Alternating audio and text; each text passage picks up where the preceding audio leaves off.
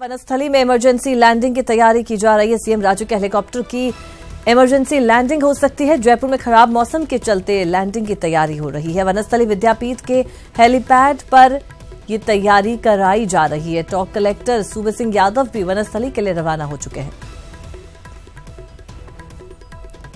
तो इस वक्त की बड़ी खबर मिल रही है। वनस्थली में इमरजेंसी लैंडिंग की तैयारी। सीएम राजू के हेलीकॉप्टर की इमरजेंसी लैंडिंग हो सकती है।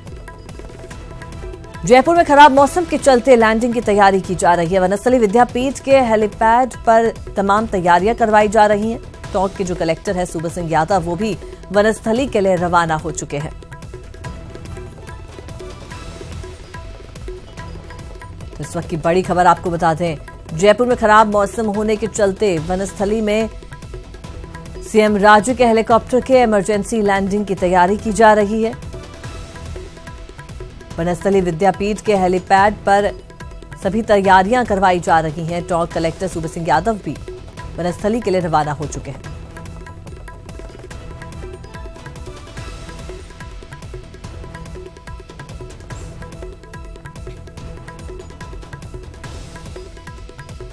और चलिए इस पर और ज्यादा बातचीत के लिए रुक करते हैं। संवाददाता मनोज हमारे साथ जुड़ चुके हैं। जी मनोज, क्या तमाम तैयारियां पूरी कर ली गई हैं? देखिए, अभी भी कुछ देर पहले जानकारी मिली जिला प्रशासन को और पुलिस को कि सीएम राजू की बूंदी से एक सामूहिक सम्मेलन से भाग लेके और जयपुर सांगनेर एयरपोर्ट के लिए रवाना हुई हैं और रवाना होने वाली हैं। उनके इस तरह का था कि जयपुर में खराब मौसम हो रहा है, तो इस तरह की स्थितियां हो सकती है कि उनका जो हेलीकॉप्टर है उसकी इमरजेंसी लैंडिंग जो है वो निवाईगढ़ वनस्थली विद्यापीठ का जो हेलीपैड है वहाँ कराई जाए। उसी को लेकर पूरा प्रशासन वहाँ पर पहुंचा है। पुलिस ने पूरे इंतजाम किए हैं, लेकिन क्योंकि वनस्थली विद्यापीठ के अंदर हेलीपैड शुरू से बना हुआ, इसलिए कुछ ज्यादा दिक्कतें नहीं है। अब जिस तरह की भी अभी पुलिस अधीक्षक योगेश दादीश ने हमको बताया कि जयपुर से इस तरह की सूचना मिली है कि वहाँ मौसम साफ हो चुका है, तो हो सकता है कि इमरजेंसी लैंडिंग यहाँ ना होके जो राजू का हेलीकॉप्टर जब भी रवाना हो या वो पहुंचे तो सीधा सांगनेर ही पहुंचे।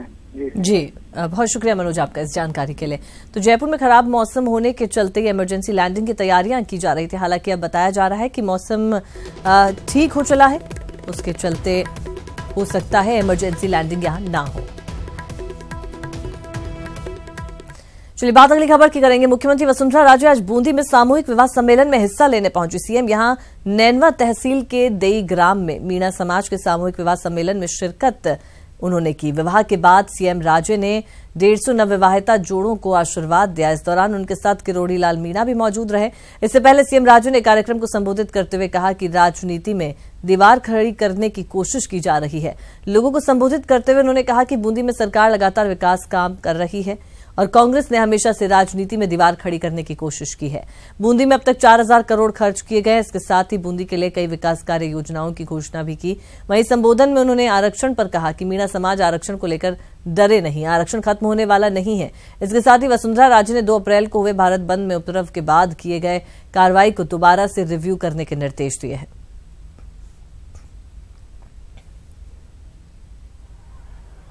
आप लोगों को ये धन्यवाद देना चाहती हूँ कि 153 अगले साल मैं सोचती हूँ इससे भी ज्यादा, और जो डॉक्टर साहब ने अभी आपको एक उपाय दिया है, उस उपाय के साथ मैं भी खड़ी हूँ। मैं समझती हूँ कि एक समाज का क्यों, सब 36 के 36 कौम के एक बहुत बड़ा सम्मेलन करने का काम हम लोगों को एक सोचना चाहिए। और मैं मानती हूँ कि अगर आप लोग इसको सोचने की तैयारी करते हो तो सरकार भी आपके साथ खड़ी हो जाएगी। खाली एक समाज का नहीं, 36 के 36 कौम को लेकर उनके सब समाजों के लोगों को वहां लेके उसको आगे बढ़ाने का काम हम लोग करेंगे, तो एक बहुत बड़ा पुण्य और उसका बहुत बड़ा लाभ हमको आने में मिलेगा। ये राजनीति ऐसी चीज है, इस राजनीति के अंदर लोग अपने वोट को संभालने की कोशिश करते हैं। सब लोग ये सोचते हैं कि प्यार जाए बाढ़ में, अगर दीवार खड़ी कर दे सबके बीच में तो वोटों का फायदा हम लोगों को मिल सकता है। और जो कांग्रेस की पार्टी है उसने लगातार इसी को इस्तेमाल करने की कोशिश की है। 70 साल नहीं तो आप लोगों के कितने सारे काम हो जाते। मैं यहाँ हेलीकॉप्टर से उतरी तो सबसे पहले ये जो लोगों ने मेरा अध्यक्ष जी ने और जो हमारे पार्टी के लोगों ने हमारा यहाँ अगुवाई की, उन लोगों ने सबने मेरे सामने 2-3 बातें रखने की बात करी कि हमारे ये 2-3 काम हो जाते हैं। हमारा इतना बड़ा गांव है, इस गांव का उद्धार हो जाएगा। मैंने उन लोगों को सबको यही कहा कि हम तो सालों साल यही काम करते आ रहे हैं और ये 4.5 साल के अंदर आप लोगों को सबको खुशी होगी ये जान करके कि 4,000 करोड़ रुपया बूंदी को टोटल मिला है, जबकि 5 साल के अंदर पिछली सरकार ने, जबकि उनके लोग भी थे यहाँ, 900 करोड़ खर्च किए हैं। यहाँ सब एमएलए साहिबान आप लोग सब बैठे हो यहाँ, जहां 4,000 करोड़ और कहा 900 करोड़, ये पैसे आपके बीच में खर्च हुए हैं और ऐसे बड़े काम हुए हैं जो मैं समझती हूँ कि आज तक नहीं हुए। ट्राई कर करके आपको फॉरेस्ट में से निकालने का काम, जो बूंदी बसी हुई थी फॉरेस्ट के अंदर, सालों मामला चला आ रहा था, उसको ठीक करने का काम भारतीय जनता पार्टी की सरकार ने किया है। और मैं बधाई देना चाहती हूँ बूंदी वालों को, या एमएलए साहब बैठे हैं, हमारी तरफ से आप सबको कहिए कि मैं बधाई उनको देना चाहती हूँ कि ये जो काम आप लोग इतने देर से पीछे पड़े थे, उस काम को आपने अब पूरा कर दिया है। गेता मखीजा की पुलिया, वाह कितना आप लोगों ने मेरे को कहा, 4 साल से सुनते सुनते मैं आ रही हूँ। अब मैं आपको ये बताना चाहती हूँ बाबूलाल जी कि ये गेता मखीजा की पुलिया आपके अगस्त के महीने तक तैयार हो जाएगी और आने वाले जो रोड है इस तरफ से और उस तरफ से, वो भी दोनों तैयार हो जाएंगे। किरोड़ीलाल मीणा ने कहा कि प्रदेश में वसुंधरा नाम की आंधी चल रही है और इसकी शुरुआत बूंदी के देई से शुरू हो चुकी है। गर्मी तेज है और वसुंधरा जी कह रही थी मौसम बिगड़ रहा है, आंधी आ रही है, तो मैंने उनको कहा चिंता करने की जरूरत नहीं, आंधी वसुंधरा नाम की राजस्थान में फिर से आई है, जिसकी शुरुआत देश से हो रही है। प्रदेश की मुख्यमंत्री वसुंधरा राजे कल से 3 दिवसीय नागौर दौरे पर आ रही हैं। सीएम के नागौर दौरे को लेकर जोर शोर से तैयारियों को अंतिम रूप दे दिया जा रहा है।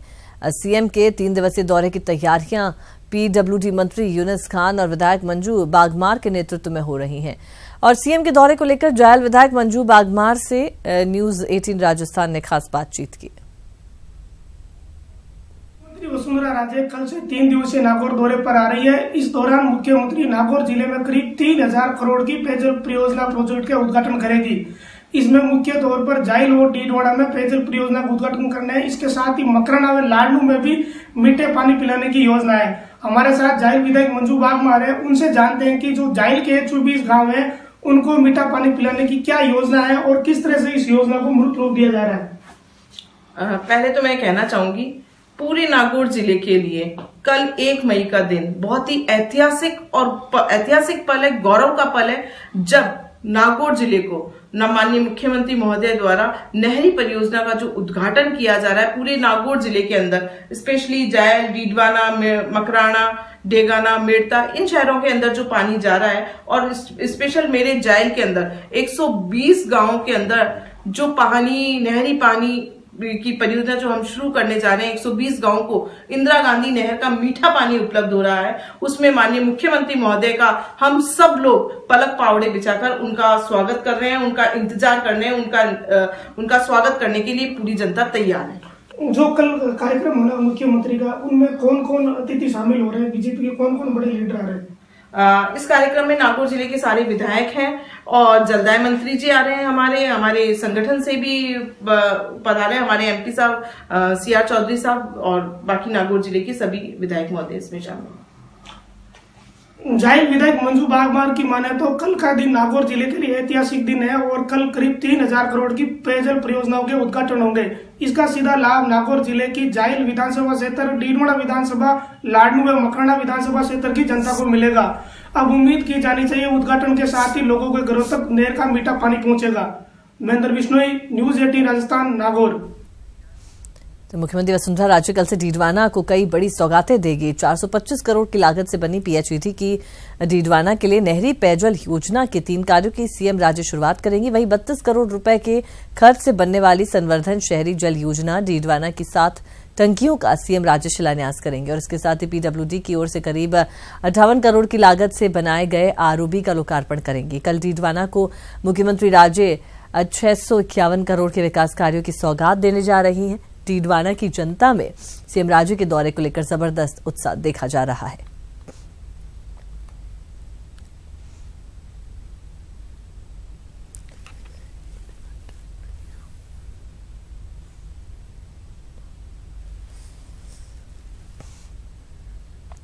कर्नाटक विधानसभा के लिए बीजेपी ने 40 स्टार प्रचारकों की सूची जारी की थी, जिसमें राजस्थान से एक भी नेता का नाम नहीं होना चर्चा का विषय बन गया है। प्रदेश बीजेपी मुख्यालय की ओर से इस बारे में सफाई दी गई है और कहा गया है कि 40 नेताओं में भले ही प्रदेश का एक भी नेता का नाम ना हो, लेकिन प्रदेश कोटे से केंद्रीय मंत्रियों को वहां के चुनावों की जिम्मेदारी दी गई है। बीजेपी के कार्यालय प्रभारी मुकेश चलावत ने बताया कि सीएम राजू के अक्टूबर तक के कार्यक्रम पहले से तय हो गए थे, इसलिए उनका नाम स्टार प्रचारकों की सूची से अलग रखा गया। वहीं आवश्यकता पड़ी तो सीएम राजू भी कर्नाटक चुनाव प्रचार में जा सकती हैं। राजस्थान के सांसद है, सभी सांसदों को कर्नाटक चुनाव में महत्वपूर्ण जिम्मेदारी दी गई है और उनको लगभग, जहाँ तक मैं समझता हूँ कि एक एक मंत्री को 4-4 विधानसभा क्षेत्रों की जिम्मेदारी दी गई है और बड़े जिम्मेदारी के साथ में हमारे सारे नेतागण वहाँ पर लगे हुए हैं। जहाँ तक सवाल है मुख्यमंत्री महोदय के आगामी अक्टूबर तक के सभी कार्यक्रम निर्धारित हैं। फर्जी हथियार लाइसेंस मामले के तहत एटीएस ने मामले में 48वीं गिरफ्तारी की। जैसलमेर से पूनम चौधरी को गिरफ्तार किया है। बीएसएफ सिपाही के नाम पर लाइसेंस बनवाया था। 3 हथियार भी एटीएस ने बरामद किए हैं। चलिए इस पर ज्यादा बातचीत के लिए रुक करते हैं। वरिष्ठ सहयोगी अभिजीत दवे हमारे साथ जुड़ चुके हैं। जी अभिजीत, यहाँ पर ये 48वीं गिरफ्तारी, बड़ा मामला। बिल्कुल जाहिर तौर पर अनिता, पिछले साल सितंबर महीने से ही एटीएस इस पूरे ऑपरेशन को क्रैकडाउन करने में लगी हुई थी और पिछले साल सितंबर से लगातार इस मामले में कार्रवाई चल रही है और आज 48वीं महत्वपूर्ण गिरफ्तारी पूनम चौधरी के रूप में एटीएस ने की है और उनके पास से जो बरामदगी हुई है वो भी बेहद बड़ी बरामदगी है। एक फर्जी हथियार लाइसेंस जो है एटीएस ने उसके पास कब्जे से बरामद किया है और तीन वो वेपन्स बरामद किए हैं जिसके दम पर ये लाइसेंस इश्यू करवाया गया था। बीएसएफ जवान के नाम पर ये लाइसेंस लिया गया था और इस पूरे मामले में, फर्जी हथियार लाइसेंस मामले में पंजाब और जम्मू कश्मीर से तार जुड़े हुए हैं और मुख्य आरोपी जो है वो अजमेर का है, जो अभी तक फरार चल रहा है। एटीएस लगातार इस ऑपरेशन को अलग अलग जगहों पर अंजाम दे रही है। पिछले सप्ताह ही एटीएस ने अजमेर में कई जगहों पर दबिश दी थी। मुख्य सरगना जो है, जो फरार चल रहा है, उसके घर पर भी दबिश दी गई थी। उसकी तलाश में कई जगह और भी जगह दबिश दी गई, लेकिन वो गिरफ्तार नहीं हो पाया अभी भी। लेकिन लगातार जो इसके सोर्सेज हैं दूसरे जो इसके लिए काम किया करते थे, जिसमें से पूनम चौधरी सबसे महत्वपूर्ण कड़ी है। ये चित्तौड़ में डोडा पोस्ट के ठेके पे काम करता था और मुख्य आरोपी के साथ मिलकर इन फर्जी हथियार लाइसेंस बनाने की कार्रवाई को अंजाम दिया जाता था। इसकी गंभीरता इस बात से लगाई जा सकती है अनिता कि बीएसएफ के जवान के नाम पर फर्जी हथियार लाइसेंस बनाया जा रहा था। बड़ा गिरोह है, बड़े गिरोह को जी वाकई में अभिजीत बड़ी कामयाबी भी इसे कहा जाएगा। एटीएस द्वारा 48वीं गिरफ्तारी इस पूरे मामले में की गई है। जैसलमेर से पूनम चौधरी को गिरफ्तार किया गया है। बीएसएफ सिपाही के नाम पर लाइसेंस बनवाया गया। 3 हथियार भी यहाँ पर बरामद हुए हैं। बहुत शुक्रिया आपका हमसे बातचीत करने के लिए। प्रदेश में इस साल नए सत्र से 5 नए मेडिकल कॉलेज शुरू हो जाएंगे, ये कहना है चिकित्सा मंत्री कालीचरण सराफ का। एक समारोह में सराफ ने कहा कि मेडिकल काउंसिल ऑफ इंडिया ने चूरू, भीलवाड़ा, डूंगरपुर, पाली और भरतपुर में नए मेडिकल कॉलेजेस को शुरू करने के करीब अपनी सहमति दे दी है और जल्द ही इसके आदेश भी जारी हो जाएंगे। इस मौके पर चिकित्सा राज्य मंत्री बंशीधर बाजिया ने कहा कि सीकर, बाड़मेर और धौलपुर में भी मेडिकल कॉलेजेस शुरू करने हैं, लेकिन यहां भी इंफ्रास्ट्रक्चर और फैकल्टी की कमी लगातार बने रहने के कारण अगले शैक्षणिक सत्र से पहले मेडिकल कॉलेज शुरू करने की तैयारी पूरी कर ली जाएगी। बताते हुए बहुत ही प्रसन्नता हो रही है कि राजस्थान प्रदेश में एक साथ 5 नए मेडिकल कॉलेज इस सत्र से प्रारंभ हो रहे हैं और 3 मेडिकल कॉलेज पाइपलाइन में हैं जो अगले सत्र तक चालू हो जाएंगे, ऐसा हमारा प्रयास रहेगा। और ये देश में पहला राज्य है कि जहां 5 मेडिकल कॉलेज एक साथ एक सत्र में प्रारंभ हो रहे हैं। जिस संस्था ने हमें ज़मीन दी उसमें एक स्ट्रक्चर और दिया था बना हुआ, अब पुराने स्ट्रक्चर को टाइम लगता है सही करने में। हमारी मेडिकल कॉलेज सीकर की सबसे बढ़िया मेडिकल कॉलेज बनेगी, इसके लिए हम प्रयासरत हैं और अगले सेक्शन में चालू हो जाएगी, यही बाड़मेर में चालू हो जाएगी। इसके अंदर कोई कमी नहीं रहेगी, लेकिन पुराने मकान को अलग ढंग से बनाने टाइम लगता है और हमारी मेडिकल कॉलेज सीकर वाली सबसे लास्ट में सैंक्शन हुई थी, इसलिए कारण देर हो रहा है।